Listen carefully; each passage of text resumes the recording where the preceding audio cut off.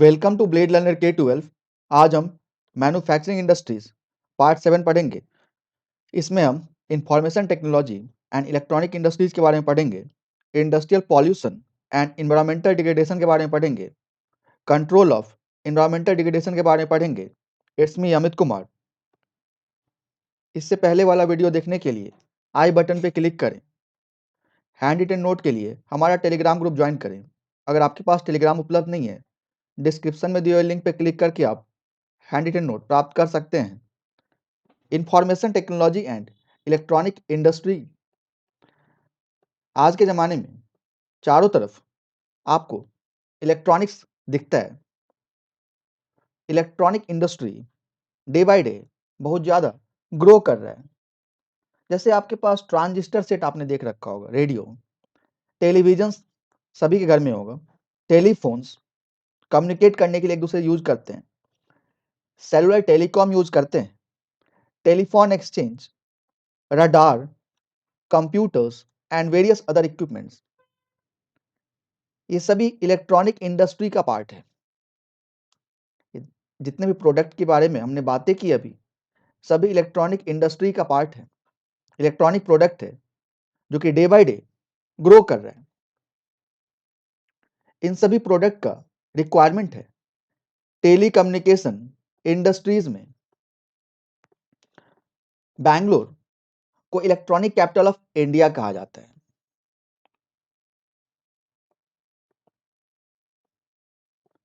इसका मतलब ये नहीं है कि दूसरे सिटी में इलेक्ट्रॉनिक प्रोडक्ट तैयार नहीं किया जाता है। अदर इंपॉर्टेंट सेंटर्स हैं जहां पे इलेक्ट्रॉनिक गुड्स तैयार किया जाता है। मुंबई, दिल्ली, हैदराबाद, पुणे, चेन्नई, कोलकाता, लखनऊ, कोयम्बटूर, इन सभी जगह आपको electronic goods, electronic industries available है। Lucknow and Coimbatore, Mumbai, Delhi, Hyderabad, Pune, Chennai, Kolkata.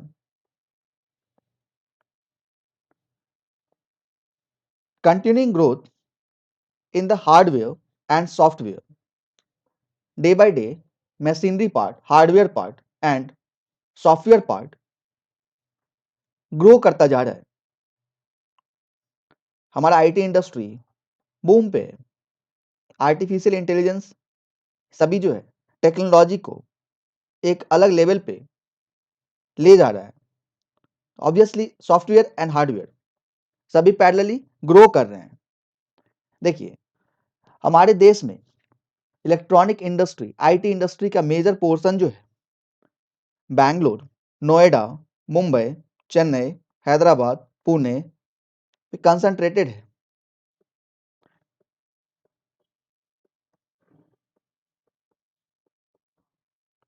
Industrial pollution and environmental degradation के बारे में बात करेंगे।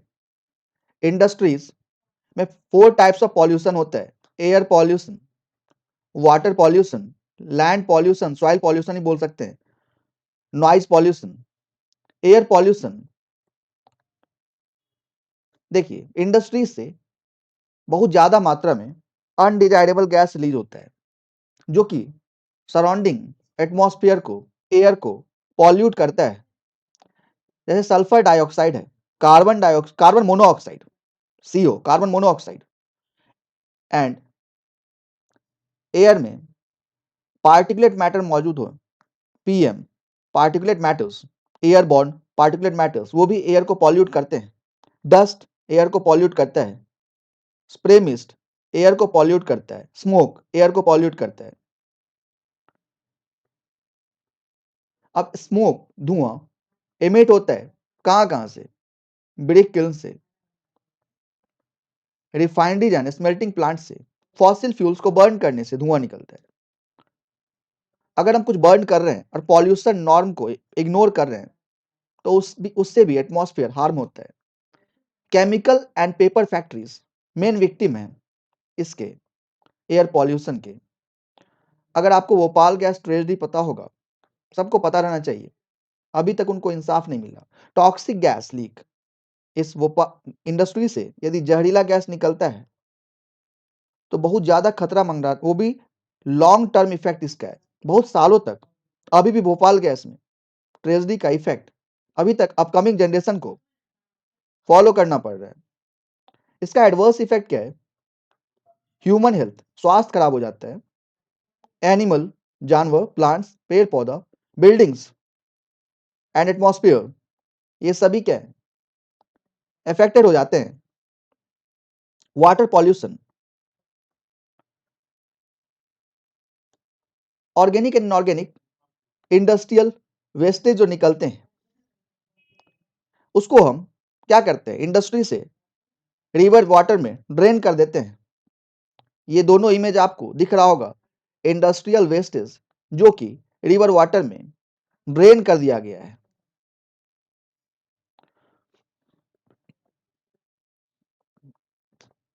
Paper, pulp, chemical, textile and dyeing, petroleum refineries, ट्रांडिज इलेक्ट्रोप्लेटिंग, अदर्स, ये सभी इंडस्ट्री हमारे वाटर को पॉल्यूट करता है। देखिए कैसे? Dyes, detergent, acids, salt, heavy metals जिसमें लेड, मरकरी, पेस्टिसाइड्स आते हैं, fertilizers, synthetic chemical with carbon, plastics, rubber etcetera, सभी इंडस्ट्री जो बताया है ये सारे पॉल्यूटेंट्स वाटर में मिक्स करके वाटर को, फ्रेश वाटर को, इवन फ्रेश ग्राउंड वाटर को पॉल्यूट कर देते हैं। कहा जाता है यदि 1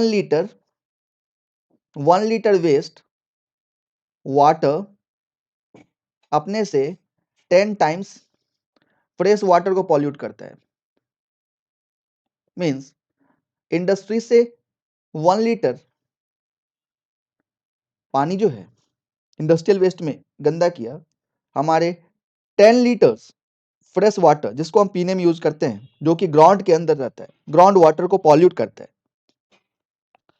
fly ash, phosphogypsum, iron steel slags जो है ये मेजर सॉलिड वेस्टेज है इंडिया में।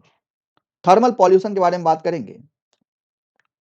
फैक्ट्रीज से हॉट वाटर जो रिलीज होता है इसको रिवर में ड्रेन कर दिया जाता है ठंडा होने से पहले। न्यूक्लियर पावर प्लांट का जो वेस्टेज है जैसे न्यूक्लियर एंड वेपन प्रोडक्शन, इससे क्या होता है? बहुत सारा बीमारी, कैंसर, बर्थ डिफेक्ट, मिसकैरेजेस होते हैं। सॉइल एंड वाटर पॉल्यूशन जिसमें क्या है? डंपिंग ऑफ वेस्ट को डंप किया जाता है, उससे ग्राउंड वाटर भी कॉन्टेमिनेटेड होता है। देखिए कुछ हार्मफुल केमिकल्स हैं, ग्लास में मिलाए जाते हैं, पैकेजिंग साल्ट में मिक्स किए जाते हैं। Garbage renders soil useless and industrial effluence. Noise pollution आपको पता है हमें इरिटेशन एंड एंगर क्रिएट करता है। सुनने की क्षमता भी कम हो जाती है यदि बहुत ज्यादा नॉइज पॉल्यूशन हो तो। कुछ लोगों का हार्ट बीट तेज हो जाता है, ब्लड प्रेशर के जो पेशेंट होते हैं उनका बीपी हाई हो जाता है। कुछ साइकोलॉजिकल इफेक्ट भी क्रिएट करता है नॉइज पॉल्यूशन, जैसे जनरेटर है, इंडस्ट्रियल एक्टिविटी है, कंस्ट्रक्शन यदि आपके घर के आसपास चल रहा होगा, इलेक्ट्रिकल ड्रिल मशीन से बहुत ज्यादा नॉइज पॉल्यूशन होता है, मशीनरी नॉइज पॉल्यूशन क्रिएट करता है, फैक्ट्री इक्विपमेंट भी नॉइज पॉल्यूशन क्रिएट करता है। अब कंट्रोल करना है हमें इन्वायरमेंटल डिग्रेडेशन को। कैसे करेंगे कंट्रोल? कुछ मेथड्स हैं।